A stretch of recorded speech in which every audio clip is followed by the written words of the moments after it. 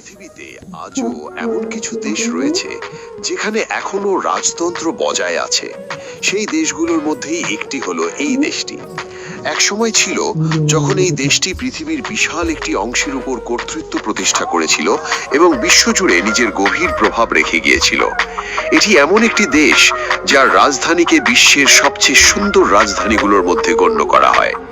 এই দেশে জনসমাগমপূর্ণ স্থানে যেখানে মানুষ আসা যাওয়া করে সেখানে নগ্ন অবস্থায় ঘোরাফেরা করা আইনগতভাবে অনুমোদিত, তবে এর সঙ্গে কিছু শর্তও জড়িত। এই দেশই প্রথম ট্রেন তৈরির ধারণা নিয়ে চিন্তা করেছিল এবং বিশ্ব প্রথম ট্রেনের স্বাদ পেয়েছিল এখান থেকেই। এখানে নারীর সংখ্যা পুরুষদের তুলনায় বেশি। এই দেশের নারীরা সাধারণত খুব তাড়াতাড়ি বিয়ে করতে পছন্দ করেন না। বিয়ে ছাড়াই সন্তান জন্ম দেওয়া এখানে খুবই সাধারণ একটি বিষয়।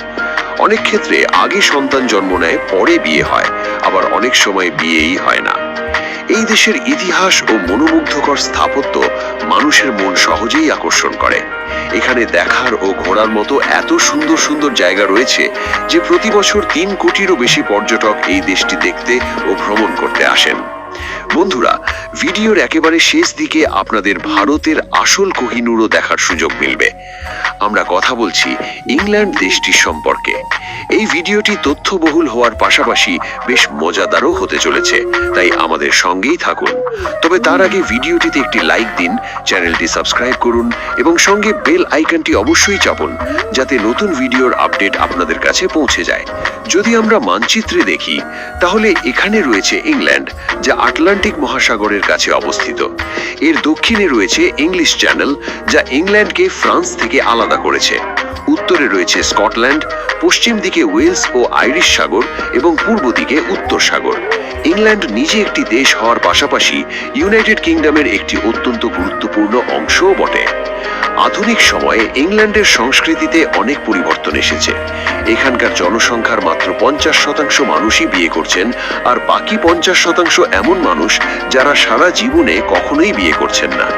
এর পেছনে দুটি প্রধান কারণ রয়েছে। একটি হলো অনেক দেরিতে বিয়ে করা এবং অন্যটি হলো বিয়ে না করেই যতদিন ইচ্ছা একসঙ্গে থাকা। আগের তুলনায় ইংল্যান্ডে এখন মানুষ অনেক কম বিয়ে করছেন। সাধারণত এখানকার বেশিরভাগ মানুষ 35 থেকে 36 বছর বয়সে পৌঁছানোর পরই বিয়ে করার কথা ভাবেন। তারা বিয়েকে অতটা গুরুত্ব মনে করেন না, তার চেয়ে বেশি গুরুত্ব দেওয়া হয় নিজের কেরিয়ার ও ব্যক্তিগত জীবনের উপর। যদি এখানকার নারীদের গড় বিয়ের বয়সের দিকে তাকাই তাহলে দেখা যায় তারা সাধারণত 35 বছর পার হওয়ার পরই বিয়ের কথা ভাবেন। একইভাবে পুরুষেরাও প্রায় 34 থেকে 35 বছর বয়সে পৌঁছানোর পরই বিয়ে করার সিদ্ধান্ত নিয়ে থাকেন। ইংল্যান্ডে গত কয়েক বছরে বিয়ের সংখ্যা ক্রমশ কমে আসছে। এর পাশাপাশি যারা বিয়ে করছেন তাদের মধ্যেও প্রায় 40 থেকে 45% বিয়ে অল্প সময়ের মধ্যেই ভেঙে যাচ্ছে।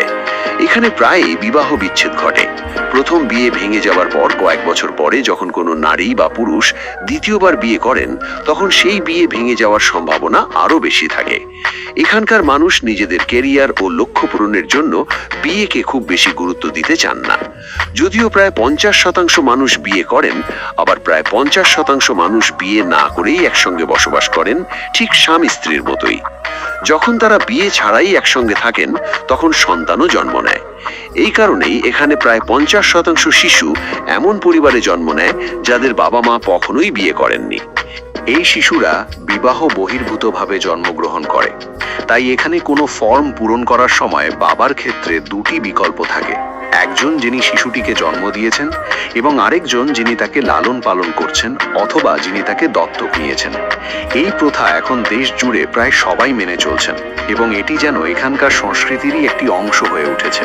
এতে এখানে কারো কোনো সমস্যা হয় না। মানুষ বিষয়টিকে স্বাভাবিকভাবেই গ্রহণ করে নিয়েছে।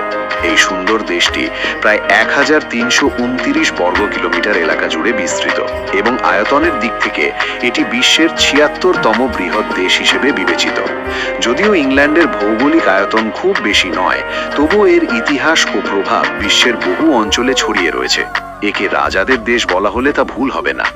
আজও এখানে রাজতন্ত্রের ঐতিহ্য বজায় রয়েছে। বর্তমানে কিং চার্লস তৃতীয় এই দেশের রাজা, যদিও দেশ পরিচালনার ক্ষেত্রে তার কোনো সরাসরি ভূমিকা নেই। এটি হলো বাকিংহাম প্যালেস, ইংল্যান্ডের রাজপ্রাসাদ, যা রাজধানী লন্ডনে অবস্থিত। এর নির্মাণ কাজ শুরু হয়েছিল 1703 সালে এবং সেই সময় এটি বাকিংহাম হাউস নামে পরিচিত ছিল। পরে 1761 সালে জর্জ তৃতীয় এটি কিনে নেন এবং তখন থেকেই এটি রাজ পরিবারের বসবাসের স্থান হয়ে ওঠে, যদিও তখনও একে আনুষ্ঠানিকভাবে রাজপ্রাসাদ বলা হতো না। 1837 সালে রানী ভিক্টোরিয়া যখন এটি নিজের দায়িত্বে নেন, তখনই এটি রাজপ্রাসাদে রূপান্তরিত হয়। রানী এলিজাবেথ দ্বিতীয়ের শাসনামলে এখানে বহু গুরুত্বপূর্ণ অনুষ্ঠান ও রাজনৈতিক সিদ্ধান্ত নেওয়া হয়েছিল। বর্তমানে কিং চার্লস তৃতীয় তার রাজ পরিবার সহ এই প্রাসাদেই বসবাস করছেন। জেনে অবাক হবেন, এই প্রাসাদে মোট 775টি কক্ষ রয়েছে, যার মধ্যে 19টি স্টেট রুম, 52টি রয়্যাল বেডরুম এবং 78টি সাধারণ বেডরুম রয়েছে। এর পাশাপাশি এখানে একটি সুন্দর বাগানও রয়েছে, যেখানে পর্যটকেরা ঘুরে বেড়াতে পারেন।